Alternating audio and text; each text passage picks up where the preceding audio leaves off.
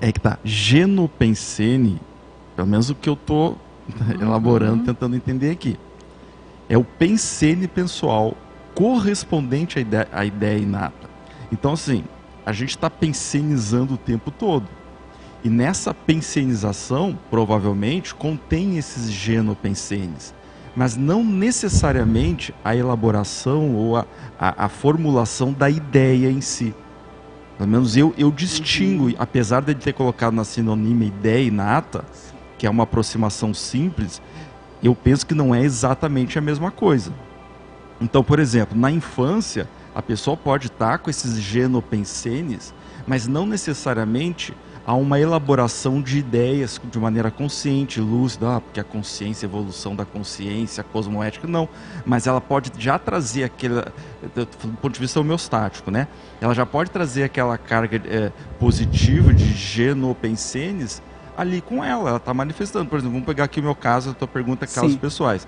Eu penso que sim, porque eu lembro que na minha infância, em comparação, né, o que eu lembro, né, em comparação ao que eu via em torno de mim, a maneira que as pessoas, a visão de mundo das pessoas, os interesses e tal, eu já percebia uma diferença entre a minha pensenidade e a pensenidade dessas pessoas.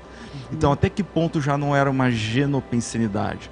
Eu não posso afirmar que ali tinham ideias inatas, objetivamente falando, já elaboradas e constituídas, até porque a gente está formando ainda, né? Mas eu já percebia algum vestígio, né? Algumas insinuações dessa genopensenidade. Entendi. Você dizendo então, que uma ideia elaborada em si talvez não fosse isso, mas os outros elementos da pensenidade, a coisa acontecia. Por exemplo, assim, quer ver, ó? No meu livro, no meu primeiro livro... Sim, você é um exemplo interessante para a gente ver aqui. Quando o professor Valdo revisou... Você tinha quantos anos? 27, né? Eu publiquei quando eu tinha 26, mas eu comecei a fazer... Isso é interessante, é um caso muito interessante, né? 26 anos publicar o primeiro livro, pois uma coisa mas interessante. Aí, quando o professor Valdo revisou, ele revisou esse livro. E aí, numa das conversas que a gente teve, se não me engano, ele colocou no prefácio que ali naquele livro tinham ideias inatas minhas. Interessante. Então, às vezes é difícil de tu identificar e pontuar. Agora tu perguntar assim, quais são essas ideias inatas? Eu vou ter muita dificuldade de responder, porque é muita coisa, né? Então, às vezes é difícil tu chegar e estabelecer objetivamente, essa aqui é uma ideia inata, essa aqui não é uma ideia inata, essa aqui é uma ideia...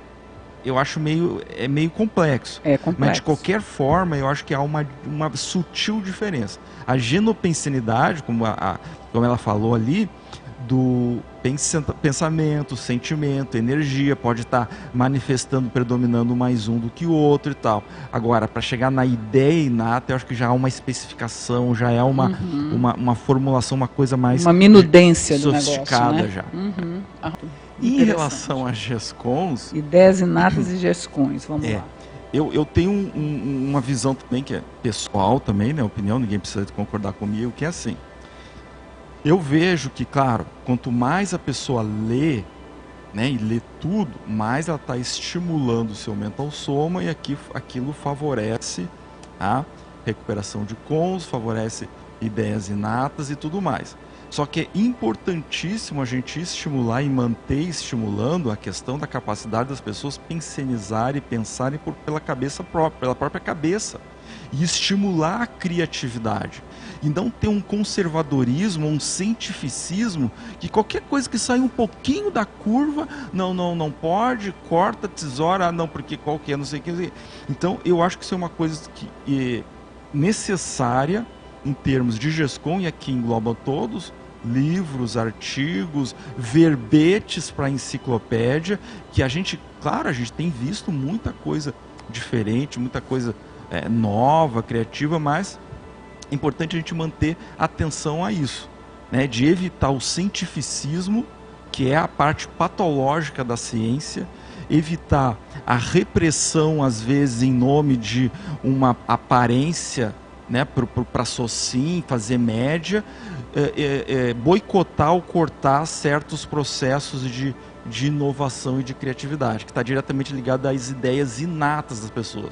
Então, como a gente já falou, acho que no outro círculo, é a questão da intencionalidade também. Então, por exemplo, quando eu leio isso aqui, né? E a gente vem debater aqui. Eu posso vir com uma intenção apenas de assimilar o conhecimento que está aqui, mas eu também posso vir com uma intenção de analisar o que está falho, o que está faltando e juntar com a minha experiência, com as minhas ideias, com a minha capacidade de reflexão, de análise, e que cada um tem aqui. Então a gente precisa estimular a mental somatologia na sua plenitude, não só do ponto de vista de reprodução, mas também de transcendência ao que está escrito aqui. Porque, veja bem, palavras são signos.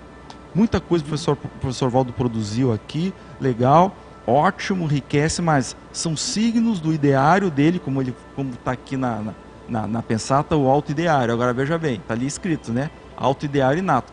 Todos nós temos. Todos nós temos.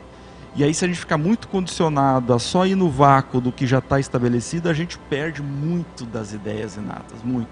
Então, assim, para finalizar, o professor Valdo, ele era a personificação do estímulo às ideias inatas, né? Quem conviveu com ele não era do conservadorismo, né? Um dia ele chegou para mim e falou: Júlio, me dá ideias aí para eu aperfeiçoar e ampliar tanto o meu conforto dos meus textos. Imagina, eu recém-chegado aqui com 20 e poucos anos, e eu levei aquilo na brincadeira.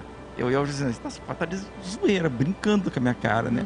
Aí passou 2 anos depois, eu fui comentar com ele: professor Valdo, você está lançando umas variáveis, um negócio diferente. Eu falei: pois é, tu não levou a sério. Eu pedi para tu me ajudar, não me ajudou em nada, agora eu tenho que fazer sozinho. Muito interessante.